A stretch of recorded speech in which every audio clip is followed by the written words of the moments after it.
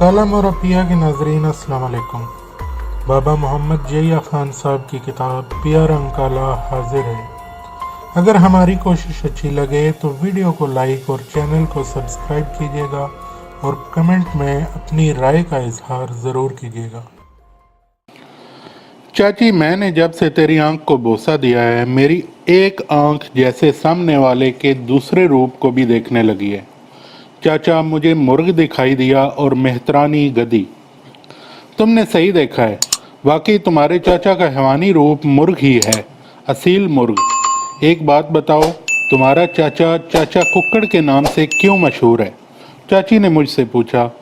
मैंने लाइल्मी का इज़हार करते हुए जवाब दिया, मुझे तो कुछ इल्म नहीं, लेकिन हर कोई इन्हें इसी नाम से पुकारता है। मैं बताती हूँ। कभी किसी साहिब नज़र बुजुर्ग ने इनका हैवानी रूप देखकर इन्हें मुर्गा या कुक्कड़ कह दिया होगा। वहीं से ये सिलसिला आगे बढ़ गया। बेटा, इंसान की ज़ाहिरी बसारत के आगे 40 रूहानी हिजाब या पर्दे पड़े हुए होते हैं। हम जो कुछ देखते हैं उन पर्दों की ओट से देखते हैं। जिस तरह आँख में मोतिया उतर आए तो धुंधला या बिल्कुल दिखाई नहीं देता। मतलब ये होता है कि आगे पर्दा पड़ गया है, ऑपरेशन इलाज से वो पर्दा दूर कर दिया जाता है, इंसान पहले की मानंद फिर देखने लगता है। बिल्कुल ऐसे ही अल्लाह के वली और उसके बरगज़ीदा बंदे अल्लाह पाक के अमर से जिसके भी चाहें, जब चाहें और जितने चाहें हिजाब दूर कर देते हैं। ये 40 हिजाब इस तरह हैं: 10 ज़ात के, 10 कायनात के, 10 अज़ल और अबद के। जब तक पहले 10 हिजाब यके बाद दीगरे दूर न हो जाएं, बाकी हिजाब उठ नहीं सकते। 1, 2, 3, 4 से 40 तक पहुंचना पड़ता है। मैं जैसे किसी कुएं की गहराई में उतरा हुआ चाची की तसव्वुफ में डूबी हुई और इसरार में रची बसी जिंदा और ताबिंदा बातें सुन रहा था। मेरे दिमाग का कंप्यूटर मिनोआन एक एक कैफियत और एक एक लफ्ज़ अपने अंदर फीड कर रहा था, और मेरे तसव्वुर और तख़य्युल का कैमरा खट खट हर कैफियत की तस्वीरें उतार रहा था।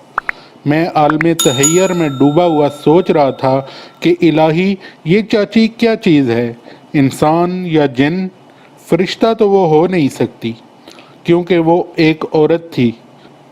जब से मेरी एक आंख काम करने लगी थी, मैं इस जुस्तजू में था कि चाची का कोई और रंग रूप भी देखूं, मगर हर बार वो मुझे चाची या बरबक्की ही दिखाई देती। चाची, ये बरबक्की। चाची ने मेरा जुमला पूरा होने से पहले ही मेरे होंठों पे हाथ रख दिया। चाचा नाश्ते का खाली प्याला उठाए इस तरफ आ रहा था। चाचा बाहर चला गया तो चाची दरूद शरीफ पढ़ने लगी। चाची जी, ये सब कुछ आपने पढ़ा है, सीखा है? मेरा मतलब है, ये सब कुछ, इतना इल्म, ऐसी अक्लो दानिश, ऐसी इस्तिकामत आपने कहाँ से हासिल की? चाची ने फिर मेरा जुमला छीन लिया। शहादत की उंगली मेरे लबों पर रखते हुए कहने लगी, कागा, तुम बहुत ही क्यों क्यों क्या क्या करने लगे हो।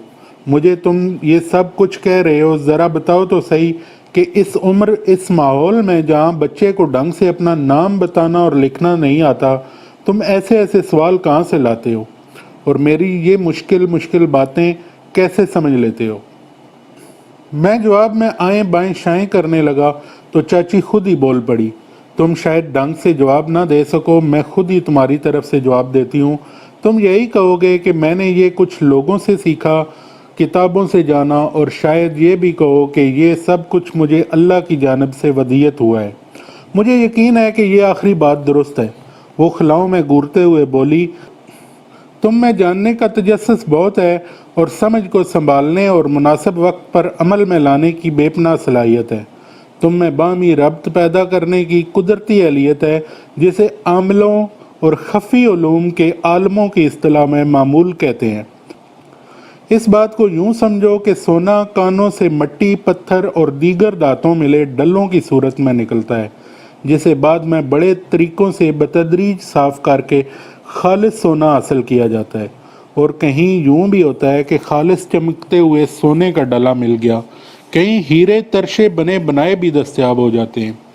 अब चंद बातें गौर से सुनो। तुम एक फ़कीर की दुआ से आलम वजूद में आए हो। تم نے کوئی ٹھوس غذا لینے سے پہلے ایک قلندر کی آنکھ کا آنسو پیا۔ تم پیدائشی طور پر مختون ہو، تمہارا نام آسمانی ہے، تم 4 ہستیوں کی نظر کا فیضان ہو، ایک قلندر، ایک ولی، ایک مجذوب اور ایک شہید، ایک شاہین والا، ایک دمڑیاں والا، ایک کانواں والا اور ایک کلے والا۔ پیدائشی طور پر تمہاری باطنی آنکھ سے 8 حجاب اٹھے ہوئے تھے، کچھ اور کہوں کہ بہت ہے۔ کاغا تمہیں رب العزت و حکمت نے بہت سی نعمتوں سے نوازا ہے۔ اس کے کارخانہ قدرت و ایجاد میں بے شمار شکلیں، ترکیبیں، ترمیمیں، ترویجیں، تکمیلیں جو ہمارے لیے ہوتی ہیں، ہمارے سامنے موجود ہوتی ہیں، مگر ہماری سمجھ میں نہیں آتی۔ اس کے لیے پھر ہمیں کسی راہبر، استاد یا کوئی جو ہدایت یافتہ، کسی حد تک کامل، صاحب فضیلت اور ذی وقار ہو، اس کی ضرورت ہوتی ہے۔ میں یہ بھی جانتی ہوں کہ تمہارے ظاہری کان میری بعض باتوں کو سمجھنے میں دقت محسوس کرتے ہیں، مگر تم باطنی طور پر ہر بات کو سمجھتے ہو۔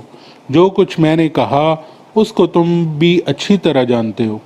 میں نے تو اب چاچی کی باتوں پہ حیران اور پریشان ہونا بھی چھوڑ دیا تھا، کیونکہ اب میں خوب جان چکا تھا کہ میں نے جس وادی حیرت و تحیر میں قدم رکھا ہے، وہاں اب مجھے بچہ کچا نہیں بلکہ ایک پکا اور سچا بن کر گزرنا پڑے گا۔ چاچی، جو کچھ آپ نے کہا وہ حرف بحرف درست ہے۔ اب میں آپ سے یہ بھی نہیں پوچھوں گا کہ آپ یہ سب کچھ کیسے جانتی ہیں، لیکن آپ مجھے کچھ چاچا اور اپنے مرشد پاک کے بارے میں ضرور بتائیں۔ میں تو صرف اتنا جانتا ہوں کہ وہ نواں شہر جموں میں کہیں رہتے ہیں۔ کاغا، وہ تمہارے چاچا کے مرشد پاک ہیں، میرے تو وہ بابا ہیں۔ چاچی، مرشد پاک اور بابا میں کیا فرق ہوتا ہے؟ مرشد رشد و ہدایت کرتا ہے، ایک طریقہ اور ضابطہ بنا کر ہاتھ میں تھما دیتا ہے، بس کوئی عمل کرے نہ کرے۔ مرشد ڈنڈا نہیں مارتے اور نہ ہی قطع تعلق کرتے ہیں۔ مرشد کا ہاتھ چوما جا سکتا ہے، ہاتھ کو ہاتھ میں لے کر سہلایا نہیں جا سکتا، معانقہ کیا جا سکتا ہے، سینے سے سینہ لگا کر بینچا نہیں جا سکتا۔ لیٹے ہوئے مرشد کے پاؤں دابے جا سکتے ہیں، جپھا مار کے ساتھ سویا نہیں جا سکتا۔ بابا آپ کا دوست ہوتا ہے، اس کی دہشت نہیں، اس کی محبت ہوتی ہے، اسے چوما جا سکتا ہے، اس سے روٹھا جا سکتا ہے، اس سے ہنسی مذاق کیا جا سکتا ہے، اس کے زانوں پر سر رکھ کر سویا جا سکتا ہے۔ وہ آپ کے اندر باہر بسا ہوا ہوتا ہے۔ وہ اپنے ہاتھ سے نہیں، اپنے یار کے ہاتھ سے کھاتا ہے، اسے نہلاتا ہے، کھلاتا ہے، پلاتا ہے، سلاتا ہے۔ بس ایک بابا ہوتا ہے اور ایک بچہ۔ جیسے میں تھی، میرے بابا تھے، میں ان کے سینے سے لگ کر سوتی تھی، انہیں اپنے ہاتھوں سے کھلاتی پلاتی تھی، میری سانسیں ان کی سانس سے چھن کر مجھ تک پہنچتی تھیں۔ اور تم نے مجھ سے پوچھنا چاہا کہ یہ سب کچھ میرے پاس کہاں سے آیا، مجھے کہاں سے ملا، تو اس کا جواب یہ ہے کہ یہ سب کچھ میرے مالک و خالق محافظ کا کرم ہے جو رب العالمین ہے۔ اس کے بعد میرے بابا کی نظر کا فیضان ہے۔ چاچی، ایک بات کانٹے کی طرح کھٹک رہی ہے، یہ چاچا سے آپ کی شادی؟ میں پھر پکڑا گیا۔ چاچی نے فوراً میری بات پکڑ لی۔ کاغا، خواہش، مرضی، تمنا، طلب اور حرص، ان سب چیزوں سے ہٹ کر راہ پکڑنے کا نام ہی فقیری اور درویشی ہے۔ جو حکم ہوتا ہے بلا چوں چراں اس پر عمل کیا جاتا ہے۔ اندیشہ سود و زیاں دنیا کے بندوں کے دلوں میں ہوتا ہے، فقیروں کے ہاں محض تسلیم و رضا کی بات ہوتی ہے۔ بابا نے جو چاہا وہ کر دیا۔ یوں جانو کہ تم جاننے والے ہو اور ہم ماننے والے ہیں۔ میرے منہ سے خود بخود نکل گیا، جاننا اور ماننا، اور آنکھیں آسمان کی جانب اٹھ گئیں۔ جان کر مانا تو صرف مانا، اگر ایمان سے مانا تو بہت خوب مانا۔ مومن اسے کہتے ہیں جو اللہ کریم کو بغیر دیکھے، بغیر جانے اس پر ایمان لائے، اور کافر کہتا ہے کہ پہلے میرے سامنے آؤ، مجھے اپنا آپ دکھاؤ۔ جو بابا کی بات ہو رہی تھی، بابا مرشد نہیں بلکہ مہربان اور معشوق ہوتا ہے، وہ پیر نہیں ہوتا، وہ تو پیار کرنے والا اور پیاس بجھانے والا ہوتا ہے۔ لمبی داڑھی، تسبیح، مسلح، منکے، مجاہدے، چلے، یہ سب کچھ اس کے لیے ضروری نہیں ہوتے۔ اس کے لیے رزق حلال کی جستجو کرنا، اپنا محاسبہ اور خود پہ ملامت کرتے رہنا، اللہ کی مخلوق کی بلا امتیاز و تفریق خدمت اور ان کے لیے آسانی پیدا کرتے رہنا، اللہ کے خوف سے لرزتے رہنا، قرآن اور نبی کریم صلی اللہ علیہ وسلم کے فرمودات پر عمل کرنے کی کوشش کرتے رہنا ضروری ہوتا ہے۔ وہ عام سا انسان دکھائی دیتا ہے اور ہوتا ہے۔ وہ تکبر، تمول، نمائش، آرائش سے یکسر بے نیاز ہوتا ہے۔ وہ ڈاکیا ہو سکتا ہے، موچی اور بڑائی بھی ہو سکتا ہے، سڑک پر جھاڑو پھیرتا ہوا بھی دکھائی دے سکتا ہے، انجن اور رکشہ ڈرائیور یا کوئی بھی ہو سکتا ہے، یعنی وہ اپنا رزق خود کماتا ہوگا، پورا دنیا کے اندر ہوگا۔ بابا اپنے بچوں سے نذرانہ کوئی قیمتی تحفہ، مٹھائیاں، پھل، تحفے وصول نہیں کرتا، بلکہ ان کی خدمت اور عزت کرتا ہے۔ پاؤں دبواتا نہیں، دابتا ہے۔ بچے سو جائیں تو پنکھا جلتا ہے۔ چاچی، آپ کے بابا بھی ایسے ہی تھے؟ ہاں کاکا، ایسے ہی ہیں، بلکہ اس سے بھی کہیں زیادہ۔ میرا بابا بکریوں کے دودھ سے پنیر بناتے رہے ہیں۔ بکریاں پالی ہوئی تھی، خود ہی دودھ دوتے تھے۔ سب سے پہلے بکریوں کے بچوں کو خوب پیٹ بھر کر دودھ پلاتے تھے، پھر مجھے پلاتے تھے۔ جب دوسرے سب پی چکتے تو جو بچتا وہ پنیر بنا لیتے اور شہر میں فروخت ہوتا۔ نہ بابا کے پاس کوئی کرامت تھی، نہ کوئی معجزہ یا چمتکار۔ تعویذ، داغا، جھاڑ پھونک، ان کے یہاں ان چیزوں کا کوئی تصور نہیں تھا۔ چاچی، آپ نے کہا تھا کہ بابا کے نیچے سارے پہاڑ پتھر سونے کے ہیں، کیا واقعی ایسا ہی ہے یا آپ؟ ہاں کاغا، واقعی ایسا ہی ہے۔ کہتے ہیں جہاں اللہ کا ولی بیٹھ جائے وہ جگہ ہر اینٹ، پتھر، مٹی کا ایک ایک ذرہ سونے سے زیادہ قیمتی بن جاتا ہے۔ جہاں سے وہ گزرتا ہے وہ راہیں راستے مشک و عنبر کی خوشبو سے معطر ہو جاتی ہیں۔ راستے کا ہر شجر، چرند پرند، جانور اللہ کی ثنا میں مشغول ہو جاتا ہے۔ چاچی، سونے سے یاد آیا، میری چاچے سے دوستی سونے کی وجہ سے تھی۔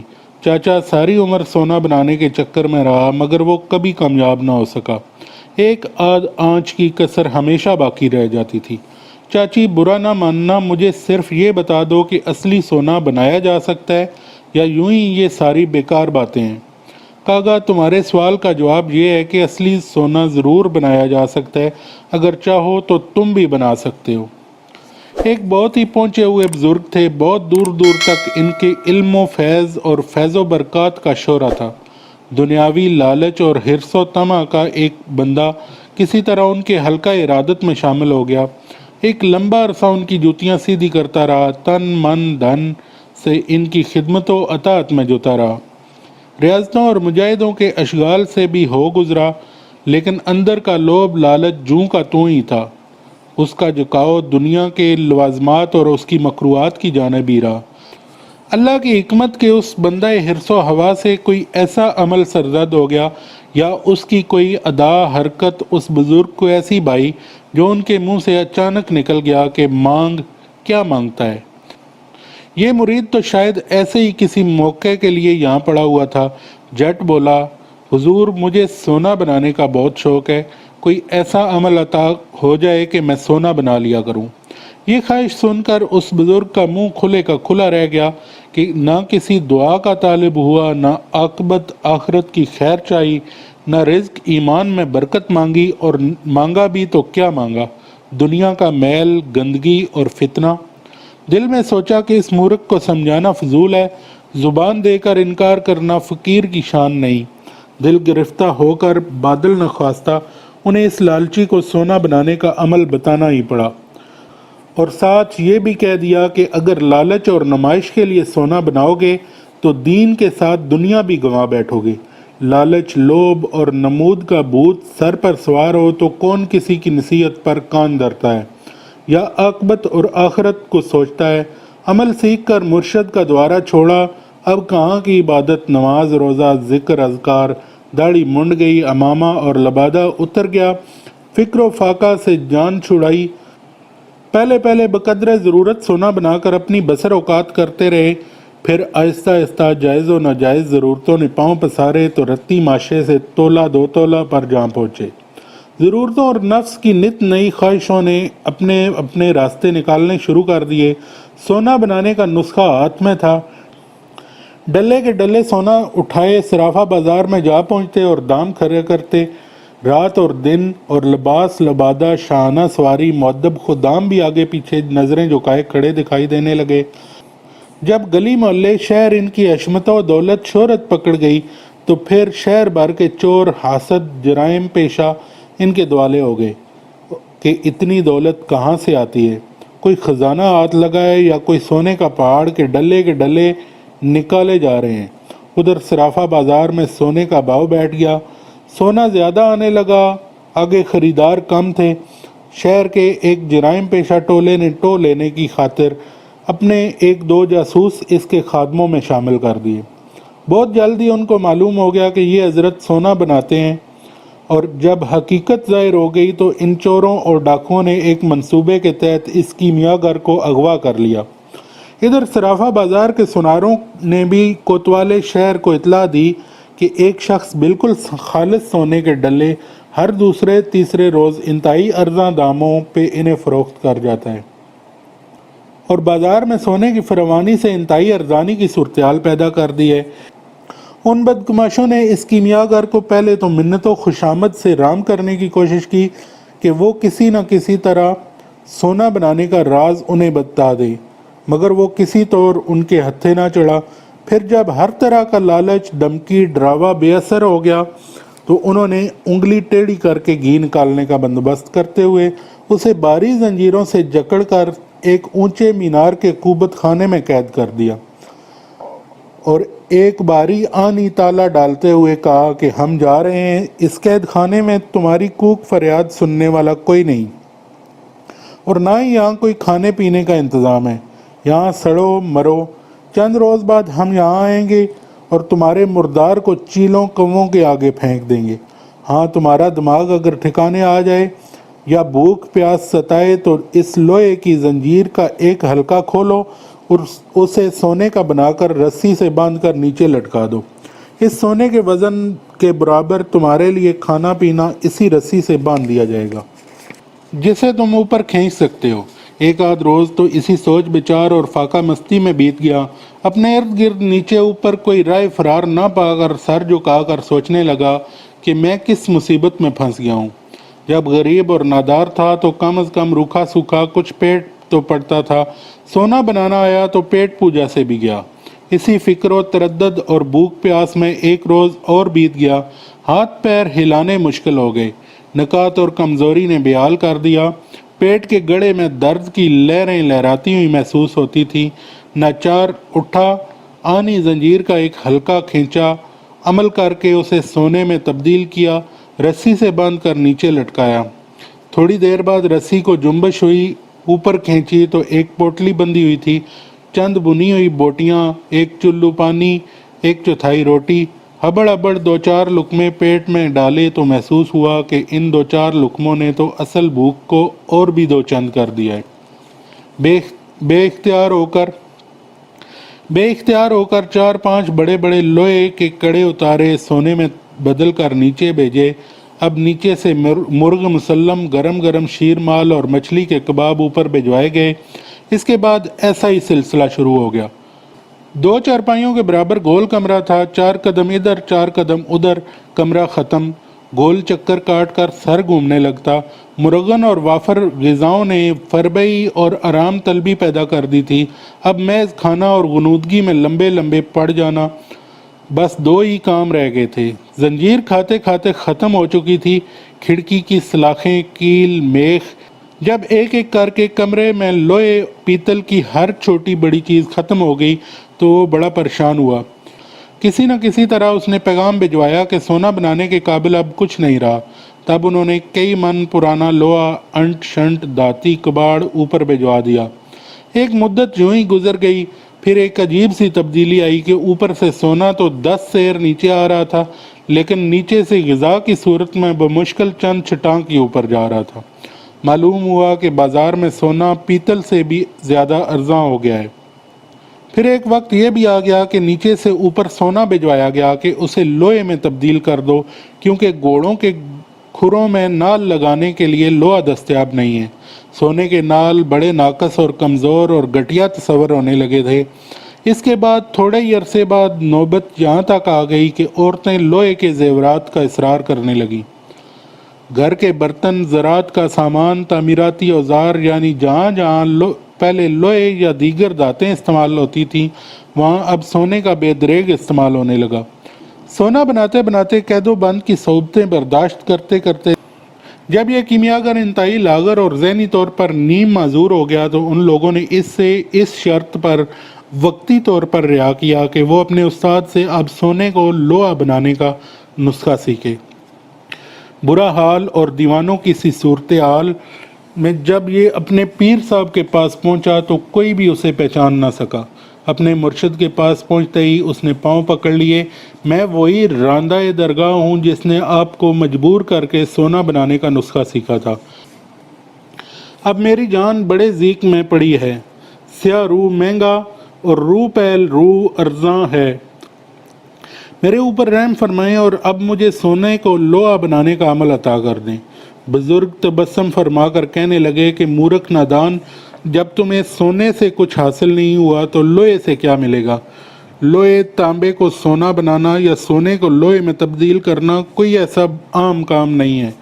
اصل کام تو مالک جس حال میں رکھنا پسند کرے اس پہ مطمئن رہنا اور اس پہ صبر و شکر کرنا ہے۔ حرص اور لالچ کی آنکھ اور پیٹ سوائے قبر کی مٹی کے کسی اور چیز سے نہیں بھرتے۔ مال و زر کی ہوس تو ایسی پیاس ہے کہ جیسے جیسے بجھاتے جاؤ یہ آگ لگاتی جائے۔ بولو اگر چاہو تو میں تمہیں سونے کو لوہا بنانے کا عمل بتانے کے لیے تیار ہوں۔ ویسے اگر تم نے میری اس وقت کی نصیحت پر عمل کیا ہوتا اور کبھی اس طرح لالچ اور طمع میں نہ پڑتے، اس عمل کو کبھی اپنے عیش و آرام کے لیے استعمال نہ کرتے تو آج تم دین و دنیا دونوں میں ایسی رسوائی اور ذلت نہ اٹھاتے۔ وہ بڑے پیار سے سمجھانے لگے، بیٹا کوئی بھی علم سیکھنا برائی نہیں ہے، برائی تو اس علم کا غلط اور غیر متوازن استعمال ہے۔ جس علم و ہنر کا استعمال اور اظہار و اثرات اللہ کی مخلوق خاص پہ بنی نوع انسان کے لیے ضرر رساں اور معاشرے میں بگاڑ پیدا کرتے ہوں یا نظام حیات کے کسی شعبے میں غیر متوازن طرز عمل اور نفی طرز فکر کو فروغ دینے میں ممد ثابت ہوں تو ایسے علم و ہنر کے اظہار سے اجتناب برتنا چاہیے تاکہ بندگان خدا کی عتاب نادیدہ افتاد ترددات اور ناپسندیدہ حالات کی مضرت سے محفوظ رہ سکیں۔ وہ بندہ حرص و ہوا یہ ارشادات سن کر خاک میں لوٹنے لگا۔ نہ حق لالچ و طمع سے مغلوب ہو کر اتنے جوخم جھیلے، مگر اب کیا ہوت جب چڑیاں چگ گئی کھیت، تاسف سے ہاتھ ملتے ہوئے او بکا فریاد اٹھائے کہیں نکل گیا۔ چاچی یہ کتھا سنا کر میری جانب تکنے لگی، چند ثانیے خاموش رہنے کے بعد پھر کہنے لگی، کاغا اللہ کے عاجز بندوں، فقیروں، درویشوں کی منزل سونا بنانا، ہوا پانی پہ چلنا، آگ پھلانگنا، شعبدے معجزے یا کرامتیں دکھانا نہیں ہوتی۔ ایسا طرز فکر، ایسی سوچ، خواہشیں فقیر کی منزل کو کھوٹا کر دیتی ہیں۔ چاچی میں خوب سمجھ گیا آپ کیا کہنا چاہ رہی ہیں۔ کسی علم و ہنر کو سیکھنا یا جاننا برا نہیں، اچھائی برائی محض اس کے استعمال پر منحصر ہے۔ میں محض علم کیمیا سے دلچسپی رکھتا ہوں اور سیکھنے پڑھنے جاننے کی حد تک ہی محدود رہنا چاہتا ہوں۔ مجھے علم ہے کہ آپ کے پاس بھی یہ علم ہے، نہ آپ کو ذاتی طور پر سونا بنانے میں دلچسپی ہے اور نہ ضرورت۔ کاغا میں جانتی ہوں کہ تجسس جتنا کاغا میں ہوتا ہے کسی اور میں نہیں ہوتا۔ میں تمہیں ضرور سکھاؤں گی، بلکہ تم تو سیکھے سکھائے ہو، بس ذرا قد میں کاٹ، مزاج میں ماٹ اور سوچ سمجھ میں ہلکا سا ٹھاٹھ نکل آئے، پھر شروع کریں گے۔